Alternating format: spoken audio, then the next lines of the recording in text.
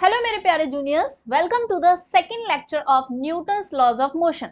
सो आज की क्लास शुरू करने से पहले हमारा आज का थॉट है think big, trust yourself and make it happen. यानी कि बड़ा सोचो, अपने आप पर भरोसा रखो और जो सोचा है उसे प्रूव करके दिखाओ, जो प्लान किया है उसे करके दिखाओ, तभी तो लोग यकीन करेंगे ना तुम पर।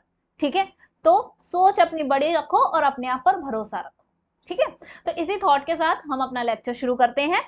तो आज के लेक्चर का जो सबसे पहला टॉपिक है दैट इज इम्पल्स। ठीक है, तो शुरू करते हैं। मैं अपनी स्क्रीन को छोटा कर लेती हूँ। ओके, तो इम्पल्स क्या होता है? तो इम्पल्स का मतलब पहले हम नॉर्मल अपनी डेली लाइफ में समझते हैं। तुम सबने क्रिकेट तो खूब खेला होगा, क्रिकेट को तो कौन नहीं जानता है। तो क्रिकेट में क्या होता है, एक बैट्समैन होता है और एक साइड क्या होता है कि एक बॉलर होता है। बॉलर जो होता है वो बॉल फेंकता है, बहुत तेज स्पीड से बॉल फेंकता है और फिर वो बॉल जाके एक बैट्समैन के बैट से टकराती है और बैट्समैन जो होता है उसमें बड़ी तेजी से फोर्स मारता है और बॉल को फोर्स मारता है, फिर बॉल दूसरी डायरेक्शन में चली जाती है। तो मतलब कुछ होता कैसे है कि ये एक बॉल होती है जो कि इस तरह से v वेलोसिटी से बहुत तेजी से फेंकी जाती है, m मास है इसका। ठीक है, तो ये बॉल जो है हमारी ये आ रही है, फिर यहाँ पर एक बैट मिलता है, बैट। ठीक है, ये बैट जो होता है, ये बैट क्या करता है, इसमें हिट करता है। अभी ये बॉल आएगी, ठीक है, अभी देखो ये बॉल जो है वो यहाँ पर आती है और इससे हिट करती है, और हिट करती है तो फिर इसे इस डायरेक्शन में फोर्स मिलता है, इस डायरेक्शन में फोर्स मिलता है और इस डायरेक्शन में फोर्स की वजह से फिर ये बॉल जो है वो इधर की तरफ मूव कर जाती है। तो सपोज करो कि स्टार्टिंग में ये v1 वेलोसिटी से आ रहा था, बाद में ये v2 वेलोसिटी से बॉल जाने लगी। ठीक है, मास तो अपना वही रहेगा। ठीक है, तो यहाँ पर क्या हुआ कि bat hit the ball, bat ने बॉल को हिट किया। ठीक है, तुम अब एक बात बताओ, बैट को क्यों, बैट जो होता है वो क्यों बहुत धीरे से हिट करता है कि हल्का सा मारा है? नहीं, बहुत तेजी से मारते हैं, बहुत तेजी से मारते हैं। एक बात तो ये, दूसरी बात ये कि बॉल बॉल जो होती है वो बैट के कांटेक्ट में कितनी देर रहती है? बहुत कम टाइम तक रहती है ना। तो यही तो इम्पल्स है कि बहुत बड़ा फोर्स जब बहुत थोड़े टाइम तक के लिए किसी बॉडी पर एक्ट करता है तो उस फोर्स और टाइम का जो प्रोडक्ट है उसे हम इम्पल्स कहते हैं। तो मतलब क्या हुआ, ये बॉल जो थी, ये जो इधर से आई बॉल यहाँ पर आई। ठीक है, तो बैट ने ऐसे क्या किया, बहुत तेजी से इसके ऊपर फोर्स मारा और जिसकी वजह से ये बॉल इधर चली गई। ठीक है, तो बहुत तेजी से एक बहुत बड़ा फोर्स मारा। ठीक है, दूसरी चीज, ये बॉल जो है वो इसके कांटेक्ट में बहुत ही कम टाइम के लिए रही। तो यही टाइम और फोर्स का प्रोडक्ट मल्टीप्लाई करने से हमें क्या क्वांटिटी मिल रही है, इम्पल्स। तो वही इसका मतलब क्या है कि जो इम्पल्स आया वो इम्पल्स इस बैट ने इस बॉल को प्रोवाइड किया है। तो हम इम्पल्स के लिए क्या लिख सकते हैं, what is impulse? Impulse it is the, या फिर हम लिखेंगे पहले कि व्हेन एनी बॉडी, या फिर हम इसे ऐसे लिखते हैं व्हेन अ लार्ज फोर्स, है ना, ऐसे बेटर है, when a large force acts on any body for very small time duration। ठीक है, टाइम ड्यूरेशन, टाइम पीरियड। ठीक है, then the product of force and time is called impulse। ठीक है, तो हम क्या करेंगे कि भाई हमारे पास जो बॉल थी, उस बॉल को इस बैट ने बहुत तेजी वाले फोर्स से, bat hit the ball by large force. ठीक है, क्या, by large force for short duration, for very small time. ठीक है, बहुत ही कम टाइम के लिए। ये दोनों शब्द इंपॉर्टेंट है, लार्ज फोर्स होना चाहिए, स्मॉल टाइम होना चाहिए। ठीक है, ये दोनों बातें हैं। तो अब इसका मतलब क्या हुआ कि भाई बैट ने ही तो बॉल को मारा, तो बैट ने बॉल को मारा बहुत बड़े फोर्स से बहुत छोटे टाइम के लिए, इसका मतलब बैट ने बॉल को इंपल्स दिया। ठीक है, बैट ने बॉल को इंपल्स दिया, bat provided impulse to the ball. कितना इम्पल्स, फोर्स और टाइम का मल्टीप्लाई करके वैल्यू आएगी, दैट इज द इम्पल्स। ठीक है, तो मैं ऐसे लिख सकती हूं कि impulse is equals to average force, जो भी हमारा टोटल फोर्स है हम उसका एवरेज लिखेंगे, एवरेज फोर्स मल्टीप्लाई टाइम। ठीक है, तो हम इस तरह से लिख सकते हैं, है ना। तो ये चीज ऐसे मैं अपना बॉक्स में बंद कर देती हूँ। अच्छा, अगर मैं इसे न्यूमेरिकली फॉर्म में लिखना चाहूँ तो कैसे लिखूंगी कि I is equals to F into T. ठीक है, एफ इंटू टी। तो ये हमें एक फॉर्मूला मिल गया, तो इसको तुम्हें ध्यान रखना है। तो पहला फॉर्मूला इस चैप्टर का, इस पार्ट का, आज की क्लास का क्या है कि I equals to F into T. ठीक है, तो ध्यान रखोगे। ओके, अब हम इस इम्पल्स के बारे में कुछ पॉइंट्स और देख लेते हैं कि क्या है इम्पल्स, कैसी क्वांटिटी है। इम्पल्स जो है वो एक वेक्टर क्वांटिटी है। ठीक है, कैसी क्वांटिटी है, एक वेक्टर क्वांटिटी है। अच्छा, वेक्टर क्वांटिटी है तो इसका मतलब क्या है कि भाई इसके पास डायरेक्शन भी होगी और मैग्नीट्यूड भी होगा। तो अगर डायरेक्शन भी है, मैग्नीट्यूड तो है, भाई मैग्नीट्यूड तो है, फिजिकल क्वांटिटी है तो मैग्नीट्यूड तो होना ही है। अगर डायरेक्शन है तो डायरेक्शन किसके अलोंग होगी, तो डायरेक्शन होगी अलोंग द, बताओ अलोंग द किसके डायरेक्शन के अलोंग होगी। तो तुम कैसे पता करोगे कि तुम्हें पता है आई इज इक्वल टू क्या था, एफ इंटू टी। तो इसमें ये टाइम क्या है, ये टाइम तो स्केलर क्वांटिटी है, स्केलर क्वांटिटी है ना। और तो अब ये जो आई है इसकी डायरेक्शन किसके अलोंग होगी, ऑब्वियसली फोर्स के अलोंग। जो डायरेक्शन फोर्स की होगी भाई डायरेक्शन इंपल्स की होगी, तो हम क्या लिख सकते हैं, along the direction of force. तो अलोंग डायरेक्शन ऑफ फोर्स ही हमारी इंपल्स की डायरेक्शन होगी। तो तुम देख सकते हो ये वाला जो फिगर बनाया था, इसमें ऊपर की तरफ फोर्स इधर लगाया, बैट ने इधर ऐसे बैट ने मारा, तो इसका मतलब इस बॉल को इसी डायरेक्शन में क्या मिला, इंपल्स मिला। ठीक है, ये वाली बात होती है। ठीक है, अच्छा तो वेक्टर्स क्वांटिटी होती है। अच्छा तो फिर हम, अच्छा अब बताओ कि इसका यूनिट्स क्या होंगी, इसकी यूनिट्स क्या हो सकती हैं। तो अब इसकी दो यूनिट्स हो सकती हैं, या तो एसआई यूनिट होगी, है ना, एसआई यूनिट हो सकती है, और क्या हो सकती है, सीजीएस यूनिट हो सकती है। ठीक है, तो अब बताओ एसआई यूनिट क्या होगी। तो अभी अभी फॉर्मूला देखा, तो पहली एक फोर्स इंटू टाइम हो सकती है, फोर्स इंटू टाइम ये फॉर्मूला है, तो यानी कि फोर्स की यूनिट क्या होती है, न्यूटन, टाइम की क्या होती है, सेकेंड। तो हम क्या लिख सकते हैं, न्यूटन सेकेंड। ठीक है, ये हो गई। अच्छा, अभी तुम आगे पढ़ोगे, मैं पहले ही बता देती हूँ कि इम्पल्स जो है वो उसकी यूनिट्स, उसकी डायमेंशन, सब कुछ मोमेंटम के डायरेक्टली प्रोपोर्शनल है या फिर डायरेक्टली सेम होता है। तो फिर हम क्या लिख सकते हैं, मोमेंटम क्या था, मोमेंटम होता था हमारा, momentum is, what is momentum, momentum होता था मास और वेलोसिटी का मल्टीप्लिकेशन, मास और वेलोसिटी का मल्टीप्लिकेशन। तो मास के लिए किलोग्राम हो गया मेरा, वेलोसिटी के लिए मीटर पर सेकेंड। तो मैं क्या लिख सकती हूँ, किलोग्राम मीटर पर second is also the unit of impulse, ये ध्यान रखना है। सीजीएस में कन्वर्ट कर लो, न्यूटन यानी कि फोर्स की सीजीएस यूनिट क्या होती है, डाइन सेकेंड। ठीक है, और इधर इसका करेंगे तो ये ग्राम्स सेंटीमीटर पर सेकेंड। ठीक है, तो इस तरह से हमने यूनिट्स भी कर ली। अब अच्छा, अब बताओ कि डायमेंशनल फॉर्मूला क्या होगा, डायमेंशनल फॉर्मूला। तो डायमेंशनल फॉर्मूला कैसे लिखेंगे हम इसका, तो डायमेंशनल फॉर्मूला लिखने का तो सिंपल सा तरीका है कि आपको फॉर्मूला तो पता हो, फॉर्मूला क्या है, I is equal to F और टी। तो फोर्स के लिए हमारी डायमेंशन क्या रहती है, M L T minus two, this is the dimension of force. और टाइम के लिए क्या रहता है, टी। तो इससे मुझे क्या मिला, M L T minus one, this is the dimension of impulse. अब तुम याद करो, क्या इस मोमेंटम की भी यही डायमेंशन नहीं होती थी, मोमेंटम में मास है तो मास के लिए m, और एल वेलोसिटी के लिए तो एल टी माइनस वन। तो यही चीज मोमेंटम के लिए भी होती है, ये क्या है, dimension of momentum, dimensional formula of momentum. तो इसका मतलब क्या हुआ, इसका मतलब ये हुआ कि हमारे मोमेंटम और इम्पल्स की डायमेंशन क्या होती है, सेम होती है। तो डायमेंशन फॉर्मूला हम क्या लिख देंगे इसका, M L T minus one, जो कि सिमिलर टू द किसके सिमिलर है, किसके सिमिलर है, मोमेंटम के। तो ये ही अपने आप में एक क्वेश्चन बन गया, क्योंकि डायमेंशनल फॉर्मूला वगैरह डायमेंशन वाले चैप्टर से क्वेश्चन आता है, तो अक्सर ये वाली चीज तो पूछते ही है कि कौन सी फिजिकल क्वांटिटी है जिनकी डायमेंशन सेम है या फिर किसकी अलग है। तो तुम्हें एटलीस्ट ये पता होना चाहिए ना किस किस की सेम है। तो इम्पल्स और मोमेंटम की डायमेंशन सेम होती है, ठीक है, ये बात ध्यान रखेंगे। ओके, क्लियर है इतनी सी बात? तो हमने ये सारी बेसिक चीजें इम्पल्स के बारे में जान ली। अब हम देखेंगे कि relation between impulse and momentum. तो इम्पल्स और मोमेंटम के बारे में हम जब इतनी बात कर रहे हैं कि इनका डायमेंशनल फॉर्मूला सेम है, इनकी यूनिट सेम है, तो फिर हम इनका रिश्ता भी देखते हैं कि भाई आखिर रिश्ता क्या है।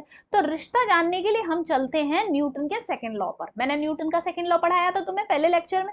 तो न्यूटन का सेकंड लॉ क्या कहता था बताओ चलो। अकॉर्डिंग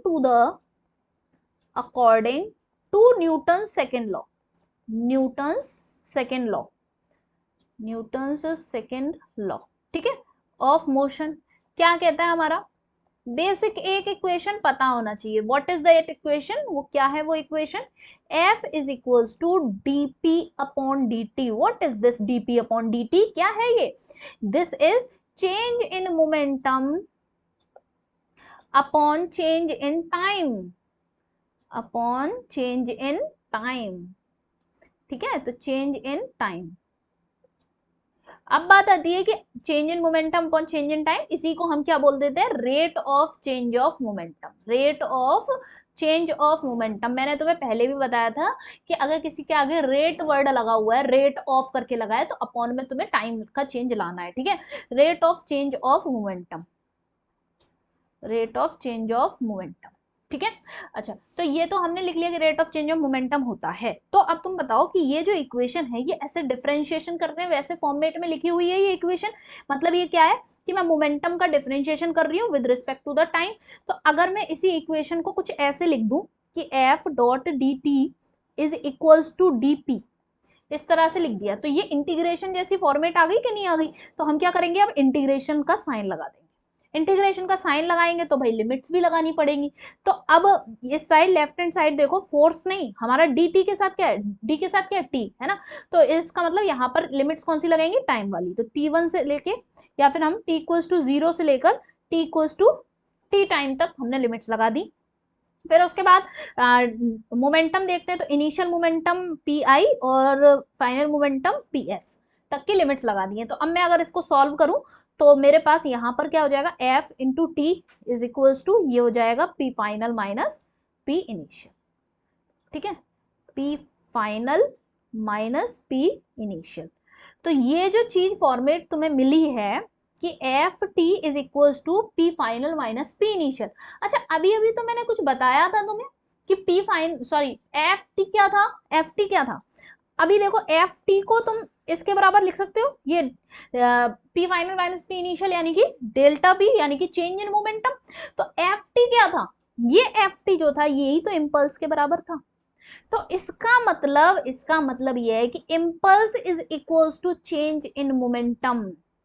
व्हाट इज मतलब ये कि impulse is equals to change in momentum, ठीक है। तो हम ये ध्यान रखेंगे कि इम्पल्स क्या होता है? चेंज इन मोमेंटम के बराबर होता है according to the Newton's law of motion, ठीक है। तो यही चीज तुम्हारा असर्शन रीजन बन सकती है। एक असर्शन बना दिया जाए कि impulse is equal dimensional formula of impulse is equals to the dimensional formula of momentum, assertion हो गया, ठीक है। रीजन हो गया कि according to the law, according to it, ये हम ये कह सकते हैं कि according to the Newton second law of motion.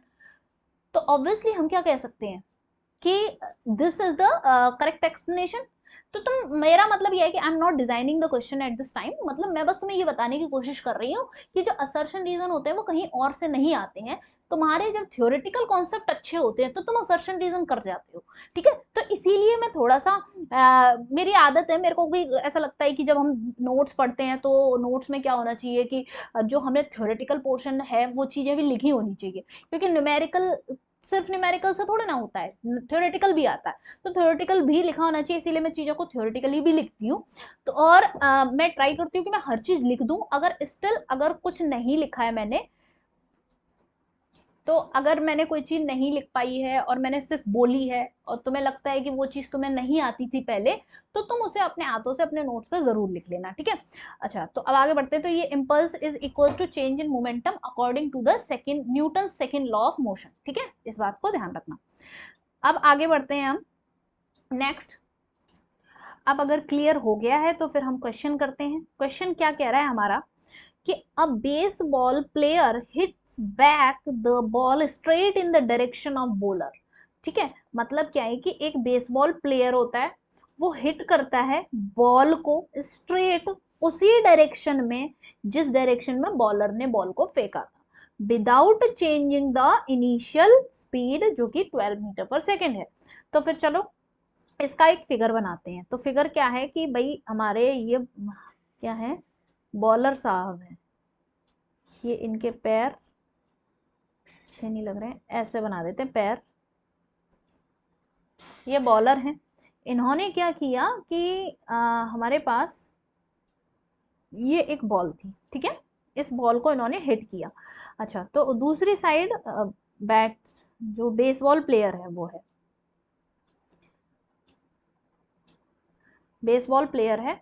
अब क्या होता है कि ये जो बॉल है यहाँ पे अगर इन्होंने फेंकी, ठीक है, इन्होंने फेंकी इस तरह से, इसको थोड़ा सा ऊंचा बनाते हैं, ठीक है। तो अब क्या हो रहा है कि ये जो बॉल है इन्होंने फेंकी, ये बॉल जो है वो यहाँ तक पहुंची, यहाँ तक पहुंची, तो इस तरह से यहाँ तक पहुंच गई। तो ये बॉल जो है वो इनिशियली कुछ ना कुछ वेलोसिटी लेके आ रही थी जो कि 12 मीटर पर सेकंड थी।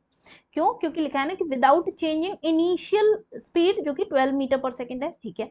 फिर उसके बाद 12 मीटर पर सेकंड से सेम इसी डायरेक्शन में, सेम इसी डायरेक्शन में वापस से 12 मीटर पर सेकंड से, जैसे ये हमारा बॉलर था और ये हमारा प्लेयर है, ठीक है, बॉलर और प्लेयर। तो प्लेयर ने वापस से सेम डायरेक्शन में ही इस बॉल को हिट कर दिया without changing the initial speed, speed word लिखा है, मतलब मैग्नीट्यूड चेंज नहीं हो रहा। ये नहीं है कि विदाउट चेंजिंग इनिशियल वेलोसिटी, ये वर्ड नहीं यूज कर सकते। क्यों? क्योंकि भाई इनिशियल डायरेक्शन ये थी, फाइनल डायरेक्शन ये हो गई, तो वेलोसिटी तो चेंज हो गई क्योंकि डायरेक्शन बदली है।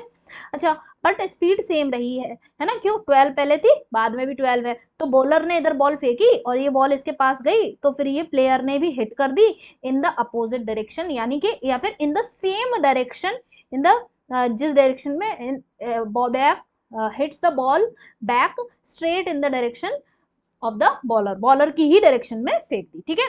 बॉल का जो मास है, बॉल का मास है वो क्या है, 0.15 kg, और find the impulse imparted to the ball. अब देख रहे हो, तुम शब्द पकड़ रहे हो, यहाँ क्या लिखा है, find the impulse imparted to the ball, मतलब आपको वो इम्पल्स बतानी है जो बॉल को दी गई है, ठीक है, ये है इसकी एग्जैक्ट हिंदी। तो अब तुम समझ रहे हो, मैंने तुम्हें स्टार्टिंग में ही बोला था कि इम्पल्स क्या होता है कि वो जो लार्ज फोर्स बहुत थोड़े टाइम तक के लिए लगाया जाता है, उन दोनों का प्रोडक्ट है इम्पल्स। तो लार्ज फोर्स कौन लगा रहा है? प्लेयर ही तो मार रहा होगा। ये जो बॉल थी इसको किसने हिट किया वापस से? प्लेयर ने हिट किया।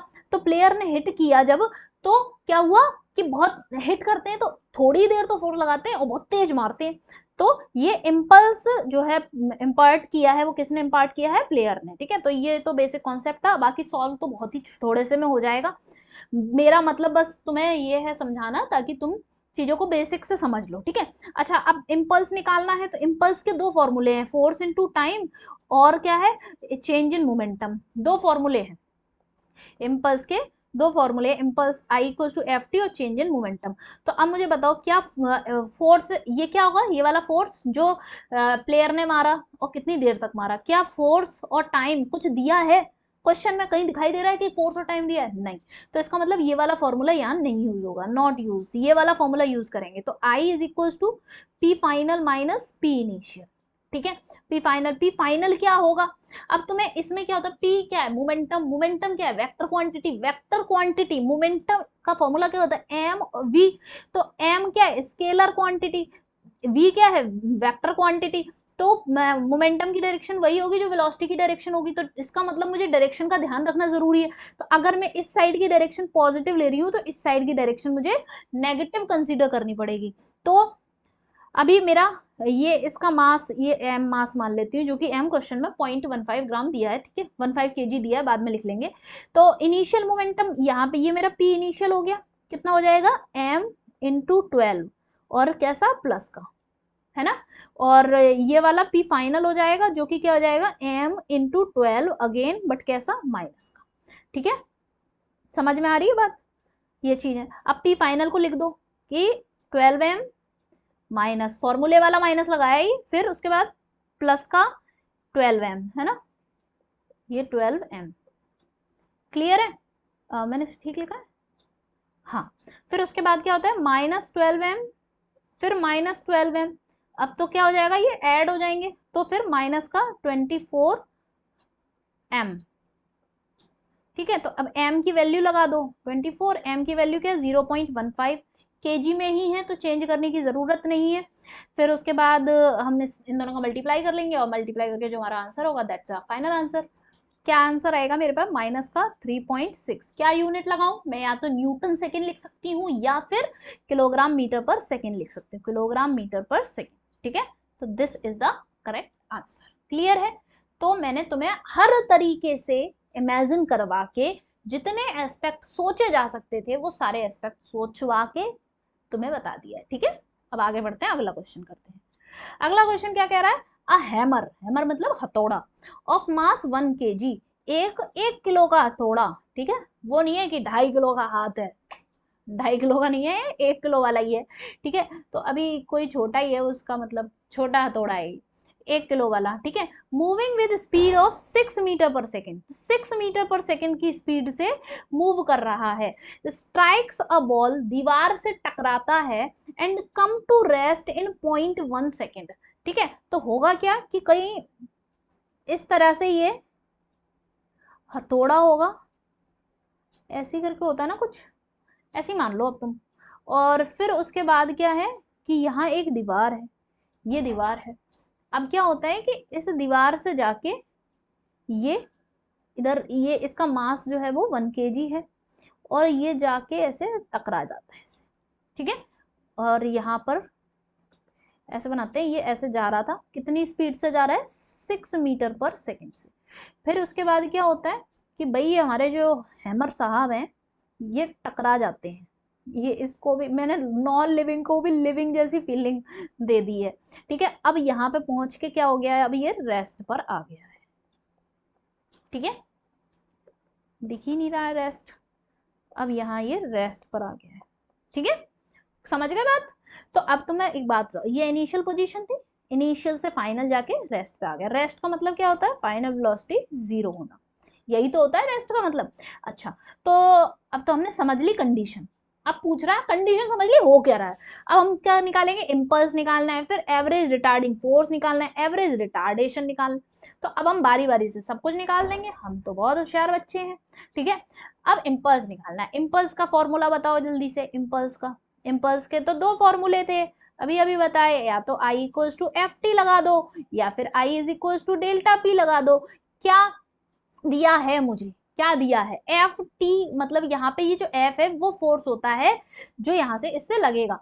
क्या फोर्स अभी मेरे को दिया है, अभी मेरे को चीजें वो दी हैं जिससे मैं डेल्टा पी वाली चीज लगा सकती हूँ, जैसे मास दिया हुआ है और इनिशियल वेलोसिटी दी है। ठीक है, फिर मास है मेरे पास, फाइनल वेलोसिटी 0, तो चेंज इन मोमेंटम वाला कॉन्सेप्ट लगा सकती हूँ। तो I is equal to P final minus P initial, तो I is equal to mass और फाइनल वेलोसिटी 0।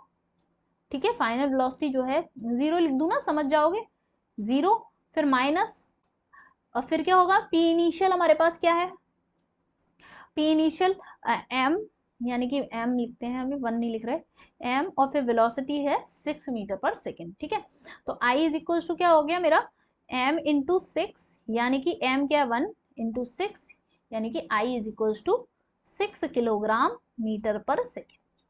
ठीक है, तो ये तो हमारा क्या आ गया, इम्पल्स। ठीक है, ये तो सिंपल सा था। फिर उसके बाद दूसरा पार्ट करते हैं। अब पूछ रहा है कि रिटार्डिंग फोर्स बताओ, तो कितने फोर्स से इसको रोका गया होगा, किसने रोका, दीवार ने रोका, दीवार ने कितने फोर्स से रोका, तो फिर I is equal to F T वाला फॉर्मूला लगाएंगे क्योंकि फोर्स निकालना है मुझे। ठीक है, तो I मेरे को 6 मिला है, और टाइम मेरे को कितना बोला है, कितनी देर में रुक गया है, क्वेश्चन में कह रहा है ना 0.1 सेकेंड में, तो 0.1 सेकेंड में रुक गया है, तो F क्या आ गया, ये 60 न्यूटन का फोर्स आ गया। ठीक है, अब बोल रहा है कि इसका रिटार्डेशन बताओ, रिटार्डेशन, तो रिटार्डेशन क्या होगा, ऑब्वियसली रिटार्डेशन क्या है, retardation is the another form, opposite वाली फॉर्म ऑफ एक्सेलरेशन, है ना। एक्सेलरेशन अगर इस डायरेक्शन में तो इसको पलट दो, और पलट दोगे तो रिटार्डेशन मतलब अपोजिट डायरेक्शन, ठीक है। तो रिटार्डेशन का मतलब क्या हो गया, जो रिटार्डिंग फोर्स आया है उसमें मास का डिवाइड कर देना है, क्योंकि हम जानते हैं F equals to M A होता है, तो force equals to mass into acceleration. तो अब ये अगर रिटार्डिंग फोर्स है तो ये रिटार्डेशन होगा, ठीक है। तो A इज इक्वल्स टू क्या आ जाएगा, F अपॉन एम। एफ क्या है 60, मास क्या दे रखा है 1 kg, तो 60 मीटर पर सेकेंड स्क्वायर ही हमारा रिटार्डेशन रहेगा, ठीक है। इतनी बात क्लियर है, सिंपल था क्वेश्चन। अगला क्वेश्चन करते हैं। अगला क्वेश्चन कह रहा है मेरा कि अ क्रिकेट बॉल ऑफ मास 150 ग्राम, ठीक है। एक क्रिकेट की बॉल है, कितना मास है इसका 150 ग्राम। फिर उसके बाद moving with the velocity of 12 meter पर second, hit by a bat, उसे एक बैट से मारा जाता है, सो दैट इस तरह, ताकि कि बॉल जो है टर्न्ड बैक, वापस मुड़ जाती है with the velocity of 20 metre पर सेकेंड, ठीक है। जैसे कि अभी भाई क्या हुआ कि मुझे तो क्रिकेटर में ना MS धोनी का ही नाम पता है, मतलब मुझे ज्यादा क्रिकेट नहीं पता ना, मतलब बॉलर वॉलर के नाम ज्यादा पता नहीं है। तो मुझे इतना पता है कि किसी बॉलर ने, मान लो कि बॉलर ने बॉल दी, ठीक है। अभी हम फिर से वही बनाते हैं अपना बॉलर वाला सिस्टम। तो ये हमारा बॉलर है, ठीक है। इन बॉलर साहब ने एक बॉल फेंकी, ये बॉल जो है वो फेंकी, ठीक है। कितनी से, 12 मीटर पर सेकेंड से। इस बॉल का मास था 150 ग्राम, ठीक है, 150 ग्राम। तो ये बॉल फेंकी, तो इधर क्या हुआ, हमारे ग्रेट MS धोनी थे, ठीक है। अब मुझे ऐसे बनाना पड़ रहा है, मतलब समझने के लिए, ठीक है। तो अब ये हैं, इनके हाथ में क्या था भाई, बैट। देखो उनका चेन्नई सुपर किंग्स वाला येलो कलर का ही होता है ना, तो मैंने कितना सही कॉम्बिनेशन आ गया, येलो कलर का ही आ गया। तो फिर ये बैट है इनके पास, तो अब ये क्या होता है कि बॉल जो होती है वो यहाँ पर आती है, इससे टकराती है, और फिर इस बॉल को वापस से हिट किया जाता है, और ये इधर की डायरेक्शन में जाती है, कितनी स्पीड से, 20 मीटर पर सेकेंड से। अब ऐसा तो है नहीं कि धोनी सर जो थे वो सिर्फ और सिर्फ बैट लेके ऐसे खड़े थे, भाई वो भी लगाते हैं ना, कोई भी बैट्समैन हो तो वो भी तो अपनी दम लगाते हैं ना पूरी, है ना। तो फिर क्या हुआ, उन्होंने फोर्स लगाया ना, यहाँ से क्या किया, यहाँ से ये फोर्स लगाया होगा ना, फोर्स है कि नहीं, और कुछ टाइम के लिए फोर्स लगाया होगा, ठीक है। क्वेश्चन कह रहा है अब जिसकी वजह से क्या हुआ, बॉल जो होगी वापस से 20 मीटर पर सेकंड से जाने लगी। If the duration of the contact, अगर बॉल जो है, बॉल का ड्यूरेशन ऑफ कॉन्टैक्ट जो है बॉल का बैट के साथ कितना है 0.1 सेकेंड, ठीक है। If find the impulse and the average force, मतलब तुम्हें ये बताना है कि इम्पल्स कितनी दी इस बैट ने इस बॉल को, और ये बताना है कि तुम्हें इन्होंने MS धोनी ने कितना फोर्स लगाया। ये MS धोनी अपनी तरफ से ऐड कर रही हूँ, मतलब बैट्समैन ने कितना फोर्स लगाया, ठीक है। तो पहले तो इम्पल्स निकालते हैं, पहला पार्ट इम्पल्स। इम्पल्स क्या होगा, तो इम्पल्स निकालने के लिए मेरे पास कौन सा फॉर्मूला लगाना चाहिए, बताओ जल्दी से। I equals to delta P लगा लेते हैं, सिंपल है ना। तो I is equals to P final minus P initial, p final minus P initial. P final मैंने क्या कहा था, अगर तुम इस डायरेक्शन को पॉजिटिव ले रहे हो तो इस डायरेक्शन को नेगेटिव लो, ठीक है। अब वो बात अलग है कि जब रियल में क्रिकेट हो रहा होता है तो फिर बॉल जो होती है वो ऐसे ऐसे करके घूम फिर के कैसे भी आती है, और फिर बैट से जब बॉल मारी जाती है तो फिर पता नहीं किसी डायरेक्शन में ही जाती है। तो यहाँ पे हम ये कंसीडर करके चल रहे हैं कि बॉलर ने ऐसे फेंकी है और क्रिकेटर ने बॉल ऐसे फेंकी है, मतलब जस्ट इन अपोजिट डायरेक्शन, ठीक है। वो बात अलग है कि बॉल मान लो कि ऐसे आई थी, फिर क्रिकेटर ने मारी तो फिर वो ऐसे चली गई, मतलब हम जस्ट उसको अपोजिट डायरेक्शन दे दिए ऐसा करके, ठीक है। तो बॉल के आने वाली डायरेक्शन पॉजिटिव मान ली, बॉल के वापस जाने वाली डायरेक्शन नेगेटिव मान ली। तो इसका पी इनिशियल हम कैसे लिख सकते हैं, इसका मास अगर मैं m लिख लूँ, है ना, तो m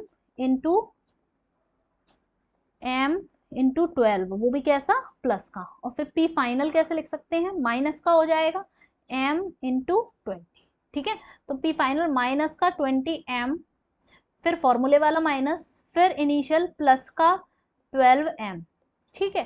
तो माइनस 20m माइनस 12m, तो ये क्या हो गया हमारा, 20 और 12 ऐड करते हैं तो कितना होता है 32, माइनस 32m, तो माइनस 32 m की वैल्यू 150 ग्राम है तो 10⁻⁻3। ठीक है, तो अब चलो जल्दी से 32 का 150 में मल्टीप्लाई करो। तो तुमने मल्टीप्लाई करने के बाद आंसर क्या आया 4.8। इस पूरे का मल्टीप्लाई कर लोगे तो ठीक है, ये इम्पल्स है तो हम क्या लिख देंगे किलोग्राम मीटर पर सेकेंड। ठीक है, तो ये तो मेरी भाई इम्पल्स आ गई। अब हम क्या करेंगे, हमें निकालना है इस पे एवरेज फोर्स भी तो निकालना है। तो सेकेंड पार्ट मेरा क्या है एवरेज फोर्स। ठीक है, तो average force, what is average force, average force हम कैसे निकालेंगे, I is equals to F T वाला फॉर्मूला लगाएंगे। तो F is equals to I upon T. ठीक है, अब तुम देख रहे हो इतने बड़े बड़े से घुमाए घुमाए से क्वेश्चंस जरा जरा से इतु इतु से फॉर्मूले से निकल जा रहे हैं। इम्पल्स क्या आया 4.8, time duration, contact of time duration कितना था 0.01 सेकेंड। ठीक है, तो अब तुम देखो क्वेश्चन ना कठिन होता है ना, और ना ही कैलकुलेशन कठिन है, तो फिर प्रॉब्लम कहाँ है, प्रॉब्लम है क्वेश्चन का कॉन्सेप्ट समझने में। जिसने क्वेश्चन का कॉन्सेप्ट समझना शुरू कर दिया वो आसानी से समझ के ले जाएगा। तो मेरे हिसाब से फिजिक्स के क्वेश्चंस के सही आंसर जब निकलने लगते हैं जब आपकी थ्योरी मजबूत हो जाती है, आपके थ्योरेटिकल कॉन्सेप्ट्स अच्छे हो जाते हैं। इसीलिए सबसे पहला ये होना चाहिए कि आपको आपके नोट्स की मतलब अच्छे तरीके से ना आपके माइंड में वो लैंग्वेज सेट हो जो टीचर बोलता है। ठीक है, वो लैंग्वेज सेट होनी चाहिए, नोट्स की इमेज बनी होनी चाहिए दिमाग में, तभी जाके जब वो थ्योरी अच्छे से माइंड में होती है तभी जाके क्वेश्चंस की हमारी अच्छे से सॉल्व हो पाते हैं। नहीं तो क्वेश्चन सॉल्व नहीं होते फिर हम परेशान होते हैं ना। टाइम क्या दे रखा है 0.01, तो क्या हो जाएगा ये 480 न्यूटन। ओ भाई 480 न्यूटन के फोर्स से बल्लेबाज ने बॉल को क्या बॉल को मारा, इतना ही। ठीक है, चलो इतना क्लियर हो गया। Next calculation of impulse by F T graph. अब मुझे एक बात बताओ कि एफटी ग्राफ है तो एफटी, अच्छा पहला सवाल ये बताओ मेरा कि किसी भी ग्राफ के पास कोई ग्राफ तुम्हें दिया तो उसके तुम क्या क्या चीजें ऑब्जर्व कर सकते हो ये बताओ। तो तुम क्या ग्राफ से क्या क्या चीजें देख सकते हो। पहली चीज तो भाई तुम्हारे पास अगर कोई ग्राफ है, ठीक है, जनरल बात बता रही हूँ अभी इससे रिलेटेड नहीं है, तो ग्राफ में तुम हमेशा दो चीजें ऑब्जर्व करोगे, मैं पहले भी बता चुकी हूँ क्या, इधर द स्लोप और the area under the graph. Graph मान लेते हैं, ग्राफ ऑब्वियसली ऐसे ही तो बनेगा, ये वाई एक्सिस और ये एक्स एक्सिस। मान लो कि वाई और एक्स के बीच में ग्राफ है, कैसा ग्राफ है कि ये ऐसे करके ये ग्राफ है। ठीक है, तो अगर ये जस्ट रिवाइज करा रही हूँ मैं, ठीक है, इसीलिए छोटा छोटा बना रही हूँ। तो स्लोप कब मिलेगा जब y अपॉन एक्स करके कोई क्वांटिटी हो जिसका फॉर्मूले में y अपॉन एक्स करके आता हो, तो इस ग्राफ के स्लोप से तुम्हें वो क्वांटिटी मिल जाएगी। ठीक है, और अगर वो क्वांटिटी का फॉर्मूला y इंटू एक्स करके बनता है तो तुम्हें y और x के बीच में जो ग्राफ है ना इसके अंदर का एरिया निकालना पड़ेगा। ठीक है, ये एरिया निकालना पड़ेगा बस। अब तुम ये सोचो कि तुम्हारे पास ग्राफ किसका है, एफटी ग्राफ है। तो जब तुम्हारे पास एफटी ग्राफ है तो अब हमारे पास कंडीशन क्या है, ये है हमारा एफटी ग्राफ। ठीक है, तो यहाँ टाइम है यहाँ फोर्स है, तो मैं ग्राफ बना लेती हूँ कि मान लो कि ऐसे करके ये ग्राफ है, जस्ट फॉर एक्सप्लेनेशन। तो जब ये ग्राफ है हमारा तो अब कंडीशन ये है कि अब मुझे ये बताओ कि क्या इस ग्राफ के स्लोप से कुछ मिलेगा। अगर मैं इसका स्लोप देखूं, ठीक है, अगर मैं इसका स्लोप देखूं तो what will be the slope, slope के लिए मुझे क्या करना पड़ता है, स्लोप होता क्या है tan theta. What is tan theta, अरे ये जो ग्राफ है, ये जो ग्राफ है, ये जो ग्राफ जा रहा है इसने एक्स एक्सिस के साथ कितना एंगल बना रखा है, दैट इज थीटा। इसी का टेन ले लो तो टेन थीटा, और टेन थीटा क्या होता है परपेंडिकुलर अपॉन बेस। परपेंडिकुलर पे क्या है फोर्स है, बेस पे क्या है टाइम है ना। तो फोर्स अपॉन टाइम, क्या फोर्स अपॉन टाइम करके कोई फिजिकल क्वांटिटी मिलती है, नहीं मिलती है। तो no physical quantity, no quantity, quantity कोई क्वांटिटी नहीं मिलती। ठीक है, फोर्स अपॉन टाइम करके। अच्छा अब हम इसके एरिया के बारे में बात कर लेते हैं। किसके बारे में बात करेंगे, एरिया के बारे में। तो एरिया कैसे निकालोगे, अगर तुमसे मैं कहूँ कि इतने पार्ट का एरिया निकालना है ना, तो ये क्या है ट्राइंगल जैसा। ट्राइंगल का फॉर्मूला क्या होता है हाफ बेस इंटू हाइट। तो अल्टीमेटली बेस और हाइट का मल्टीप्लाई हो रहा है, बेस क्या है टाइम, हाइट क्या है एफ, बेस और हाइट का मल्टीप्लाई हो रहा है, यानी कि एरिया निकालने के लिए मुझे क्या करना पड़ेगा, फोर्स इनटू टाइम करना पड़ेगा। क्या फोर्स इनटू टाइम करके कुछ है, हाँ इम्पल्स है ना, इम्पल्स है। तो इसका मतलब एफटी ग्राफ के इम्पल्स, एफटी ग्राफ के एरिया से मुझे क्या मिलेगा, इम्पल्स मिलेगा। तो हम क्या कहेंगे कि impulse will be equal to, impulse will be equal to area under the ft graph या फिर ft कर्व, ठीक है।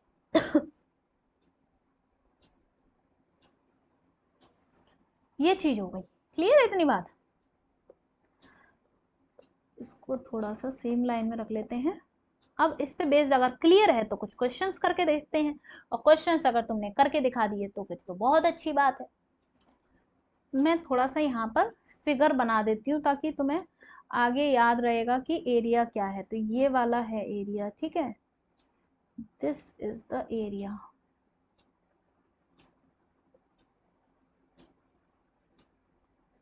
दिस इज द एरिया, ऐसे करके लिख सकते हैं, मतलब ऐसे लिखते थे एरिया, है ना,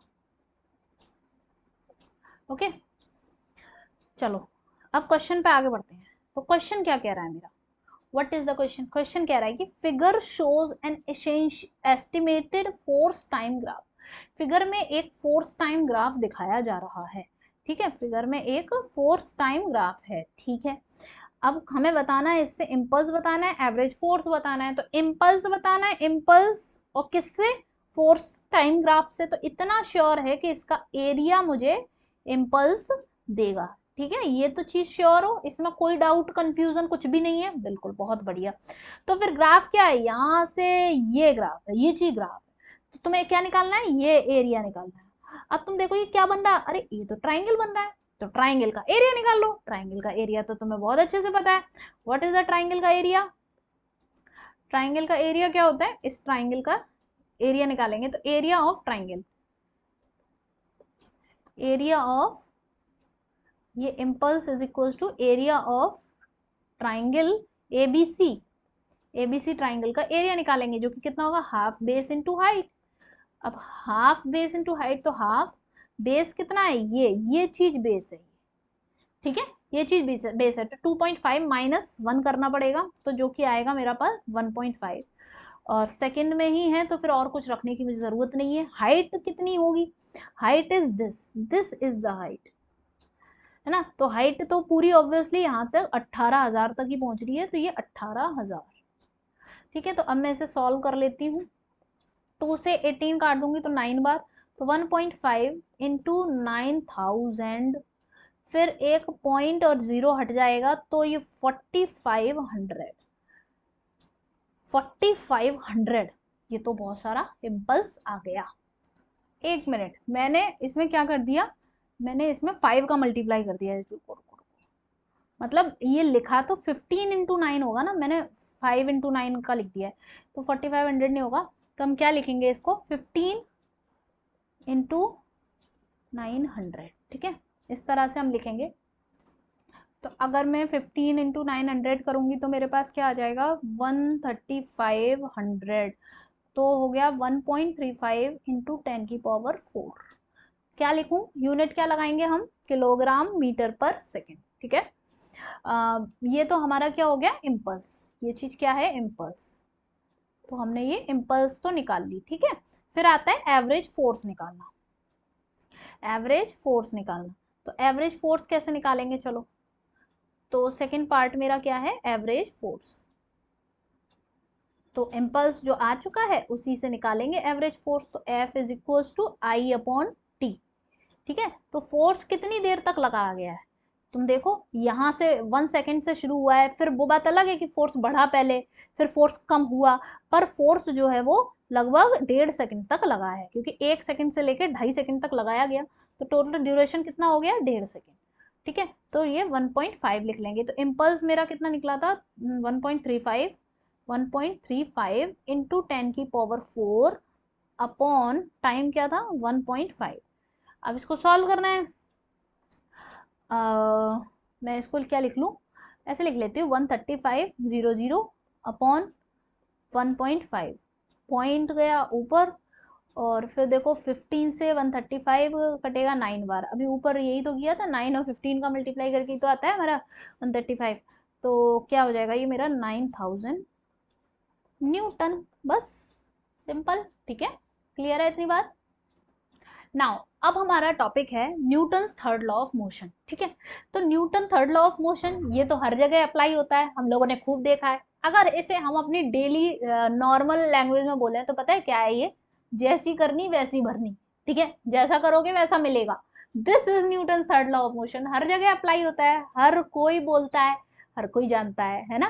तो क्या लिख सकते हैं हम कि there is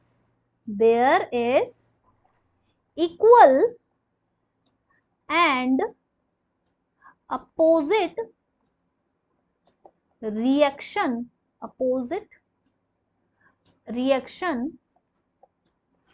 of each and every action, यानी कि हर एक्शन का इक्वल और अपोजिट रिएक्शन होता है हर एक्शन का। ठीक है, हर एक्शन का इक्वल एंड अपोजिट क्या होता है, रिएक्शन होता है। ठीक है, तो देखो इसे बेसिक एग्जांपल के साथ समझते हैं कि जैसे कि मान लेते हैं कि मेरे पास ये एक कोई बहुत बड़ा सा बॉक्स है। ठीक है, ये बड़ा सा बॉक्स है, और इसके साथ चलो ये एक गर्ल है। ठीक है, एक गर्ल है ये, और ये गर्ल क्या कर रही है, इसको पुश करने की कोशिश कर रही है, इसको पुश करने की कोशिश कर रही है। ठीक है, इसको पुश कर रही है, तो ये क्या कर रही है भाई, इस पे धक्का लगा रही है, इस पे फोर्स लगाएगी, तो ये फोर्स लगा रही है, कौन, गर्ल लगा रही है। This is the girl and this is the box, क्योंकि बहुत बड़ा बॉक्स है, रास्ते में आ गया है, ये गर्ल है। ठीक है, G for girl, B for box. ठीक है, अब बॉक्स के ऊपर ये फोर्स लगा रही है, तो मैं इस फोर्स का नाम क्या दे सकती हूँ कि F, force on box due to girl. ठीक है, तो हम इस फोर्स को यहां ना शो करके ऐसे इस तरह भी तो शो कर सकते हैं कि ये फोर्स लगा रही है, ऐसे करके ये फोर्स लगा रही है। ठीक है, सीधी लाइन करती हूँ एक बारी, अब ठीक है ना। तो ये क्या है, force on box due to girl. ठीक है, तो मैं इस चीज को लिख देती हूँ कि force on box due to girl, girl की वजह से जो फोर्स लग रहा है दैट इज FBG। ठीक है, तो अब ये चीज क्या है, ये चीज एक एक्शन है, गर्ल ने फोर्स लगाया। अब जब गर्ल ने फोर्स लगाया तो गर्ल को भी तो फील होगा, तुम फोर्स लगाओ दीवार पे जाके तो तुम्हें भी तो फील होगा कि दीवार तुम्हारे ऊपर भी कुछ फोर्स लगा रही है, तो एग्जैक्टली बिल्कुल फील होता है और बिल्कुल होता भी है। तो अब बॉक्स भी फोर्स लगा देगा, ऐसे करके बना दिया, ये बॉक्स ने भी फोर्स लगाया, क्या, तो force on girl due to box, तो ये बॉक्स ने गर्ल के ऊपर फोर्स लगाया, जो मैंने ऐसे थोड़ा लंबा वेक्टर बना दिया, तो this is force on girl due to box. ठीक है, तो अब ये जो चीज है ये क्या है, ये एक रिएक्शन है, ये एक रिएक्शन है। तो जब ये एक रिएक्शन है तो अभी हमारा न्यूटन का थर्ड लॉ क्या कहता है कि फोर्स, जो दोनों ये लग रहे हैं एक्शन, ये एक्शन वाला है FBG, और FGB ये क्या है, रिएक्शन वाला, ये दोनों क्या है, इक्वल है। क्या है, इक्वल, कैसे, मैग्नीट्यूड वाइज इक्वल है, ये चीज लिखिए तो मैग्नीट्यूड वाइज इक्वल है, या फिर हम ऐसे भी इतना भी लिख दें कि FBG is equal to FGB, है ना। तो अगर ऊपर वेक्टर नहीं लगाए तो इसका मतलब मैग्नीट्यूड है, लेकिन अगर मैं वेक्टर फॉर्म में रिप्रेजेंट करना चाहूँ और मैं ये दिखाने की कोशिश करूं कि ये इक्वल एंड अपोजिट भी है, तो मैं क्या कर दूंगी, माइनस का साइन लगाऊंगी। ठीक है, तो इक्वल एंड अपोजिट भी है, तो ये हमारा क्या कहता है, न्यूटन्स का थर्ड लॉ कहता है भाई कि ये इक्वल एंड अपोजिट भी है। क्लियर है इतनी बात। अब क्या है, हम कुछ देखेंगे important points about Newton's third law of motion. Third law of motion के कुछ खास इंपॉर्टेंट पॉइंट्स हैं, उनको देखेंगे। तो क्या है हमारे वो पॉइंट्स, पहला नंबर पॉइंट है मेरा कि it is applicable. What is applicable? Newton third law of motion. ठीक है, तो इट इज एप्लीकेबल. किसके बारे में बात हो रही है? Newton third law of motion के बारे में. It is applicable for all types of forces. सभी तरीके के फोर्सेस के लिए एप्लीकेबल है. Example electrostatic forces. Electrostatic forces का मतलब क्या होता है? जो चार्ज की वजह से लगते हैं. ठीक है, इलेक्ट्रोस्टैटिक फोर्सेस जो कि हम 12th में पढ़ेंगे, है ना. इलेक्ट्रोस्टैटिक फोर्सेस और ग्रेविटेशनल फोर्सेस. ठीक है, ग्रेविटेशनल फोर्सेस. फिर और मैकेनिकल फोर्सेस, जैसे ऐसी मैं ये धक्का मार रही हूँ, ऐसे फोर्स लगा रही हूँ, that is mechanical forces. Gravitational force क्या है? जैसे ये चीज कॉइन है, ये कॉइन को लिया छोड़ दिया. ठीक है, ये मतलब छोड़ दूंगी तो गिर जाएगा, है ना. तो ये गिर पड़ा, तो किसकी वजह से? मैकेनिकल, वो सॉरी ग्रेविटेशनल फोर्स की वजह से. तो मैकेनिकल फोर्स किसी भी तरीके का फोर्स हो सब में अप्लाई होता है. ये वाला हमारा एक पहला पॉइंट हो गया. दूसरा पॉइंट क्या है? दूसरा पॉइंट है हमारा कि एक्शन एंड रिएक्शन. ये जो एक्शन और रिएक्शन के बारे में बात की गई थी कि action and reaction forces act on two different bodies. मतलब ऐसा नहीं है कि ये एक्शन और रिएक्शन फोर्स एक ही बॉडी पे अप्लाई हो रहे हैं. नहीं, एक बॉडी पे अप्लाई नहीं हो रहे होते हैं. ये क्या हो रहे होते हैं? अलग अलग बॉडीज पे अप्लाई हो रहे होते हैं. ठीक है, दो अलग बॉडीज पे अप्लाई होते हैं. ठीक है, अलग बॉडीज पे अप्लाई होते हैं. जैसे कि हम इसी फिगर से समझ सकते हैं कि यहाँ पर एक फोर्स जो था वो मेरा ये जो लग रहा है FBG, ये फोर्स ऑन बॉक्स. ये देखो ना, लिखा तो है मैंने फोर्स ऑन बॉक्स, बॉक्स के ऊपर है फोर्स. और यहाँ पे FG फोर्स ऑन गर्ल, तो गर्ल के ऊपर है फोर्स. तो बॉक्स और गर्ल अपने आप में दो अलग अलग चीजें हो गई ना, तो अलग अलग चीजों के ऊपर फोर्स है. तो इसी वजह से क्या होता है, अलग अलग बॉडीज के ऊपर फोर्स होने की वजह से क्या होता है कि देयरफॉर एफ नेट जो होता है, F net not equals to 0 for any body. किसी एक बॉडी के लिए एफ नेट 0 नहीं होता. क्योंकि अगर तुम देखो, अगर ये वाला और ये वाला फोर्स क्या है? इक्वल है, डायरेक्शन अपोजिट है. अगर ये दोनों ही फोर्सेस इस पे लग रहे होते तो इसका एफ नेट 0 नहीं हो जाता.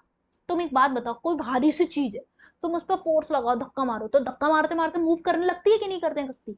मूव करने लगी, तो पहले रेस्ट पे थी, फिर चलने लगी. 0 से वेलोसिटी कुछ आ गई तो वेलोसिटी बदली, मतलब कुछ एक्सेलरेशन ही तो आया. अच्छा, तो फोर्स, तुम्हारे फोर्स लगाने की वजह से एक्सेलरेशन आ गया. तुमने ये जो फोर्स लगाया जिसकी वजह से ये बॉडी मूव करने लगी, इसके पास एक एक्सेलरेशन आ गया.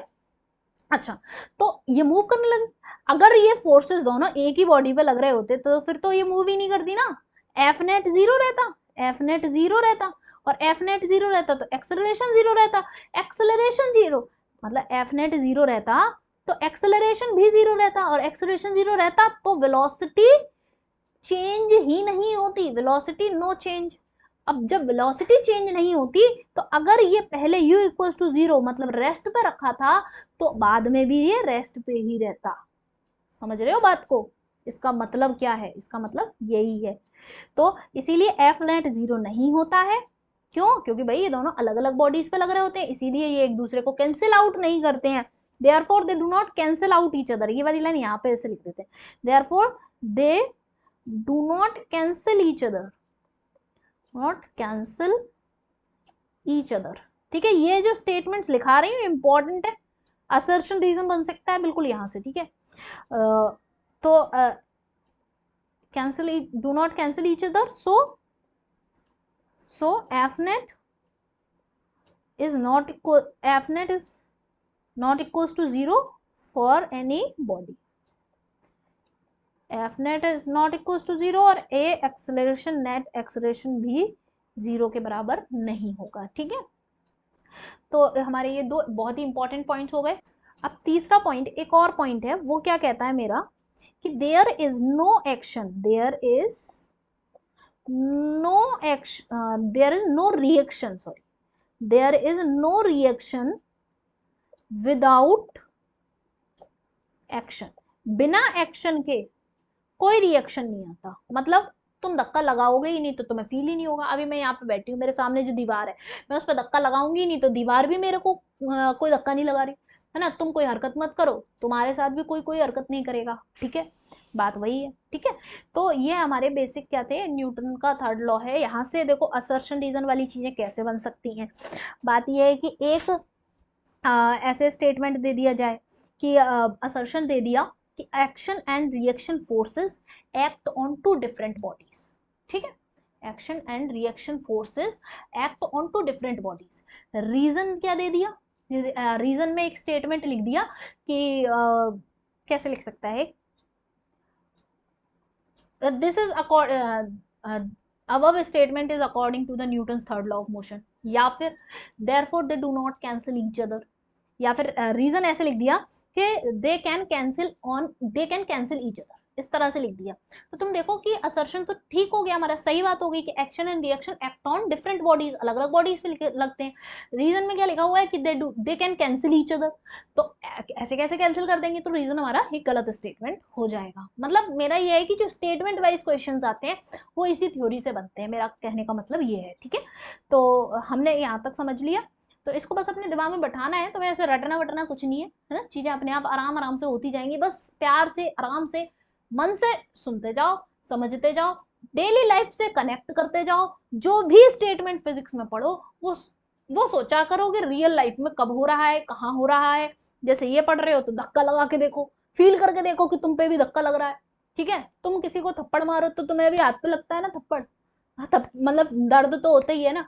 तो तुमने थप्पड़ मारा तो जहां पे अभी गाल पे थप्पड़ मारा तो चीख की वजह से भी हाथ पे आता है फोर्स, तो that is the same thing है ना। अब ये नहीं है कि जाके अपने भाई बहनों के गाल पे थप्पड़ मारना शुरू कर दूं, ठीक है। घर पे लड़ाई वड़ाई नहीं करनी है अपने भाई बहनों के साथ बिल्कुल भी, ठीक है, मतलब ठीक है। चलो आगे नेक्स्ट पढ़ते हैं।